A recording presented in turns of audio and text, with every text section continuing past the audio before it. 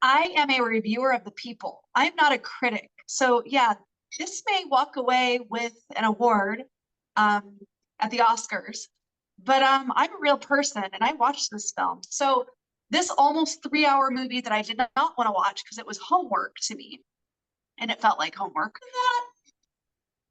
Why? And therefore she's a fictional character. So why do I care? And that's what I felt watching this film. Why? Why? Why? I'm going to give this a shot because they say it's such a great movie, blah, blah, blah. I was totally into it. It starts transitioning into a gothic horror. As you see from the gothic, right? The ruins, her career is being ruined, the ruining. She goes into the building and she meets this grotesque dog. Amateur Girl and Fanboy present the Big Bad Glass Movie Review.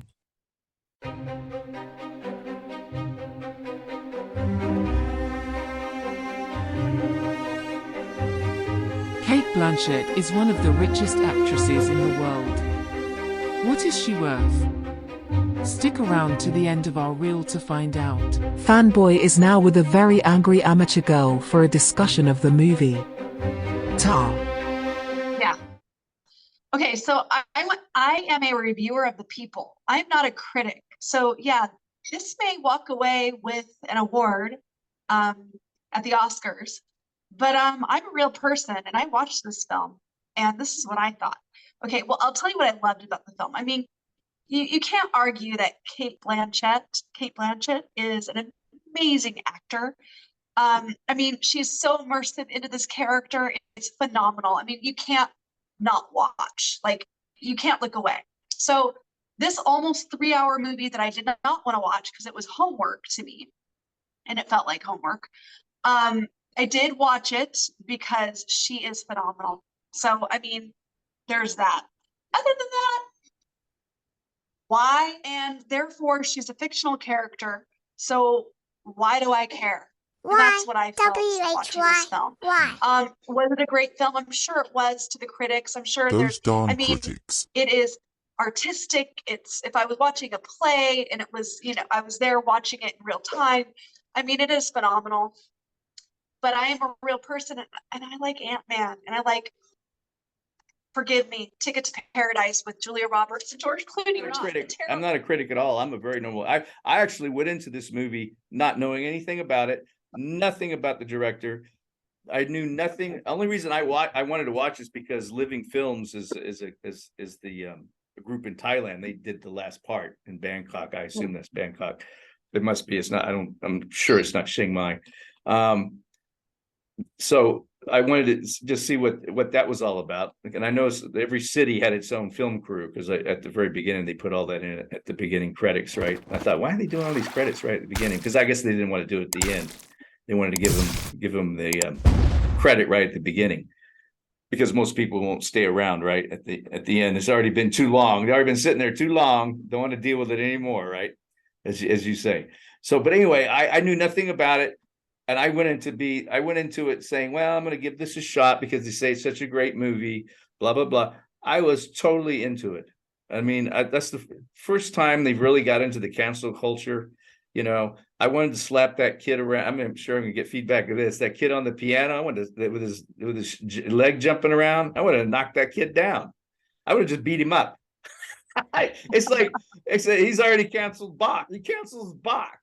Some old guy's been dead forever because he doesn't like his lifestyle or whatever the hell that's about. I mean, that's classic of what's going on in our culture right now, right? You just can't. So it was a great movie. Now, was she the monster that they say she was? We don't know. They never really painted it that if she was a monster or not, right? You just don't know because it's like we have to make up our own mind about her, just like, but it's obviously they were definitely going after her. Now, I did notice that even though she was a predator, kind of a little bit predatory toward these young women that she went after, that she wouldn't give an inch to them, And then they're saying that she was hounding that one the redhead that was her, protege, and wouldn't let her get jobs. So in a bit, that's monstrous, right? And, you know, she's turning people off because of her hard, she's a very alpha female, right? She boxes, she runs. She's like, she's gonna just beat everybody up. It gets in her way, like the conductor at the end, just kick his ass. You know, it kind of starts out like you know, backstage drama, comedy type thing about what goes on in the life, you know, and the politics of the orchestras and everything, which I think was very interesting. This is my second favorite movie about orchestras and cellos.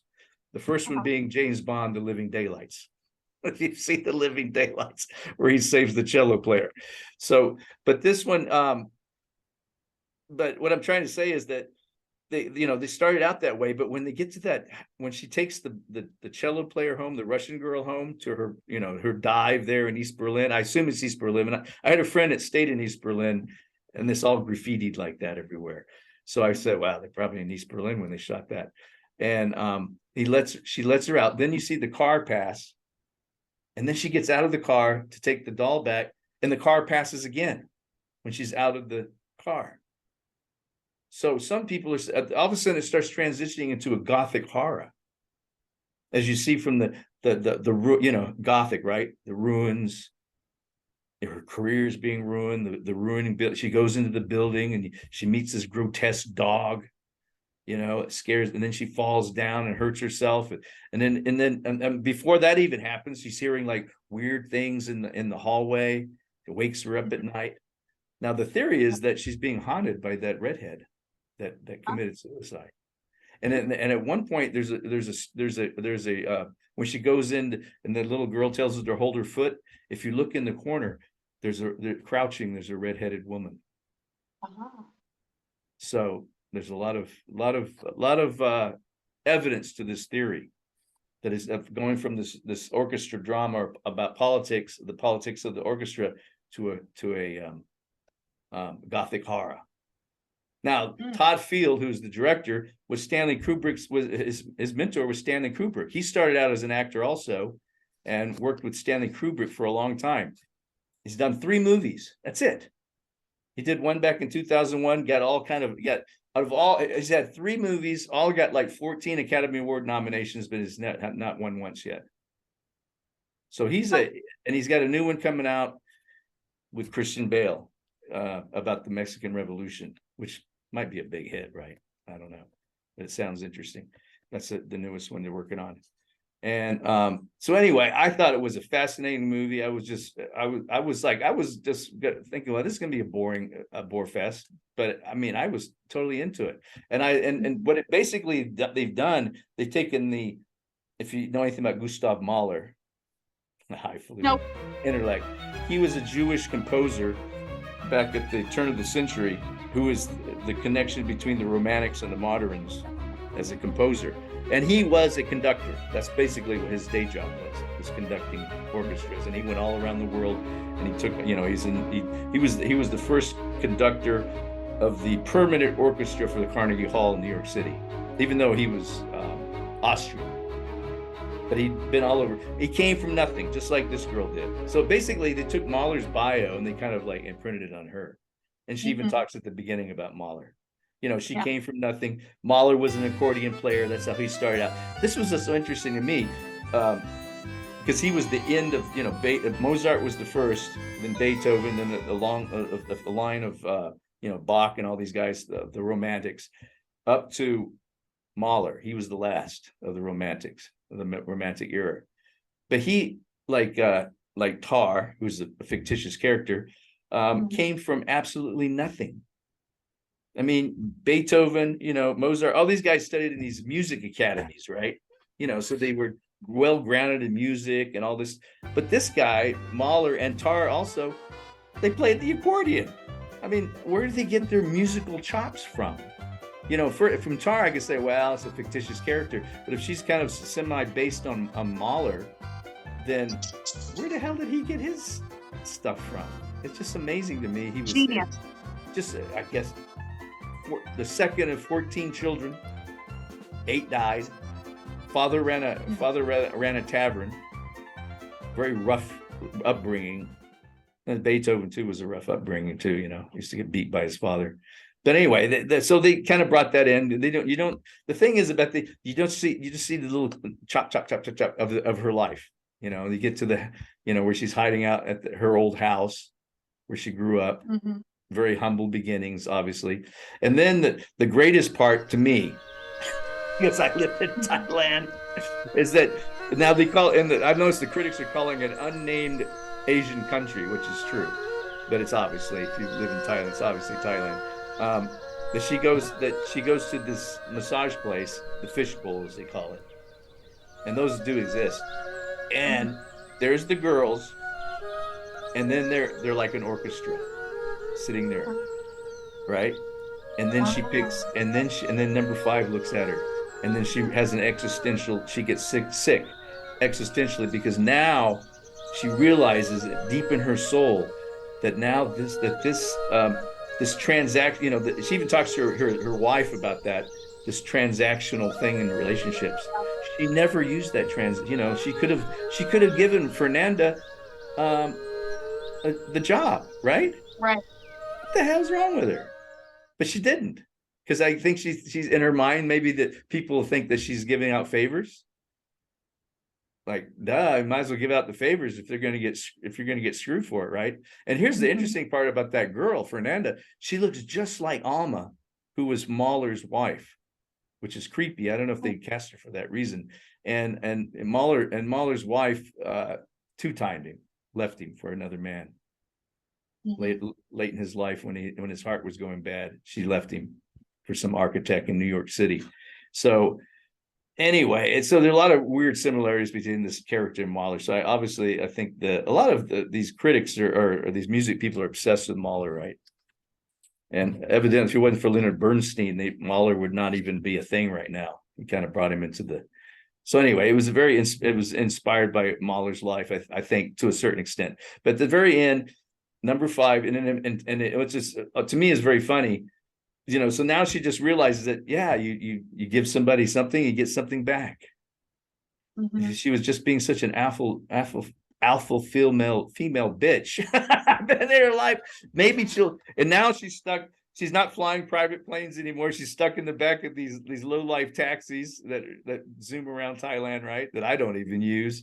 It was, that's all fictitious. Of course, she could probably take a Grab or they call it Uber or whatever they call it, Grab here.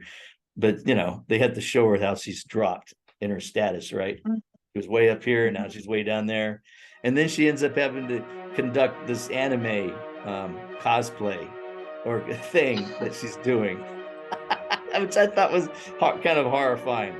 But I don't think it really kind of like made her look like a monster, but it also made the people who do in the cancel culture, the young people, look kind of monstrous too, right? They're always on their phones. They're wearing these weird costumes. But I did like about her was that she really, the character was giving it 100%. Even if it was just this like nothing job to her, she was still, making it like it was the most important thing in the world. So I assume that little meeting she had before she went to the unnamed Asian country was to get her career back on track. Now, will there be a Tar 2? I doubt it. Yeah, but now that you explained it, now I kind of like it. Now you kind of like it. Now it makes sense, doesn't it? I mean, it totally makes sense, especially when it starts turning into that gothic horror. And then she's running through the woods and she hears screams. And all this stuff starts happening after the suicide, right? And then she gets the book from the girl called Challenge, I think it is, and then she shoves it in the trash can on the airplane. Like, what the hell's wrong with you? Yeah. I mean, evidently they had some kind of, like the Fernanda said, they had some kind of connection, and then she just, so she was not. Now again, I'm kind of going with her because of the ageism and the cancel culture stuff, because these kids can be brutal, right? But at the same time, I'm looking at her and, man, what the hell is wrong with you? It's all about give and take and stuff, and you just can't take and not give, right? So anyway, that's my review, and I want to thank everyone for listening. Good night. But now that you explained it, now I kind of like it. That's a full glass review from Amateur Girl and Fanboy. Get out there and see Tar. Kate Blanchett is worth $95 million. One of the richest actors in the world.